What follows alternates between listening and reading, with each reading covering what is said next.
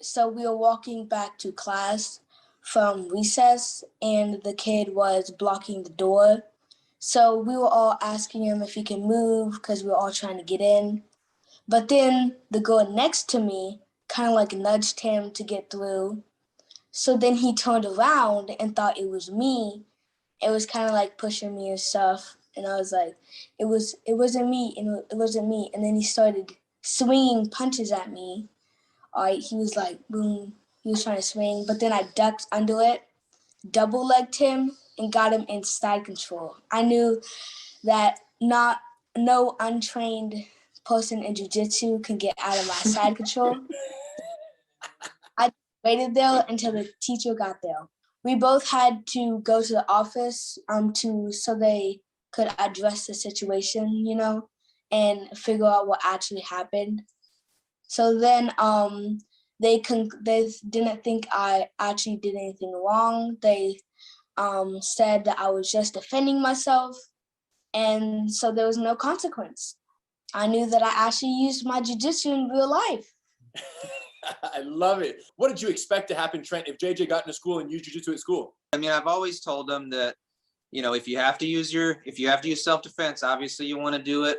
Avoid using a punch if at all possible. Exactly the way that JJ, I mean, that's like dream scenario in the way that he did it and the restraint that he showed. I was thrilled when the principal called me, and honestly, she was very happy about it. You could tell she was very professional about it, but also happy that it's like, man, he did exactly what a teacher would have done if they were there in that situation. You basically restrained the person. I was so happy about it that, and just proud. I was really proud of him that he did everything right. And then the school responded by doing everything right.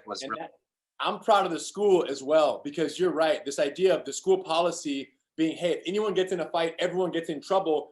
That handcuffs the good kids, because the good kids don't want to get in trouble with the school or with their parents, so they don't defend themselves sometimes in cases where they should be defending themselves. So a policy meant to help everyone ends up handcuffing half of the population or more because they simply don't want to get in trouble. So I always tell parents that how important it is that the parents liberate the children and say, look, if you get attacked, you have my permission to defend yourself. And in this case, I feel like JJ broke the handcuffs. You were attacked. You fully defended yourself. You showed great restraint. You could have hurt him, JJ. You were on top. You could have smashed his face in, but you chose not to in that situation. So walk me through your mind in that moment when you're on top of him and he tried to hurt you, but you're holding him down. What are you thinking at that moment that prevented you from hitting him? Well, I knew that I'd probably get in more trouble if I punched him. Plus, he'd just get hurt, And tell him what he was saying and stuff, and then, don't say the real word, but kind of explain that. And then it was tempting because while he was on the ground, he said, "Get off me, you mother effer." What does this feel like to be 11 and have these skills? It feels good. I feel more secure now because I know I can protect myself and my loved ones. Hey, and Henry, just a little bit of background. We adopted JJ when he was 3, about to turn 4. This was pretty much the first thing that we put him in. His self-esteem went through the roof when he started doing it. He loved it. It was really the first activity he did that we all kind of did as a family. So it was really cool.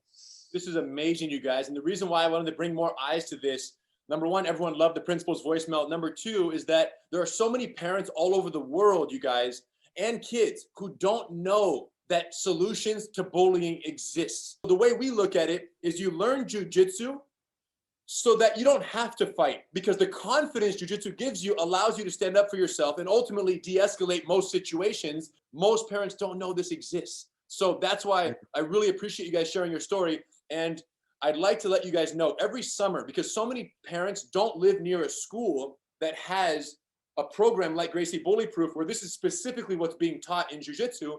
So we do a Gracie Bullyproof summer camp once a year. It's 5 days and it's 3 hours per day. It's 15 hours of training and fun and games, and kids of no previous experience can show up from 6 to 12, 6 to 13 years old.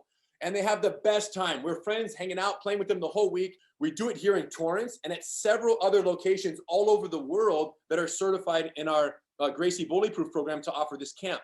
So here's what I would like to propose.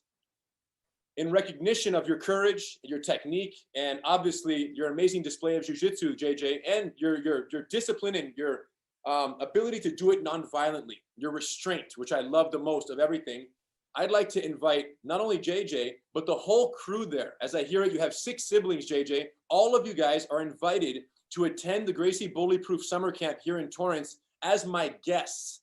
So you guys can come in here and just help us make it an amazing experience. Now, JJ, as advanced as you are, you could be one of the assistant instructors and just help us run an amazing show. So we would love to have you as one of the assistant instructors because you've been with us for so many years now.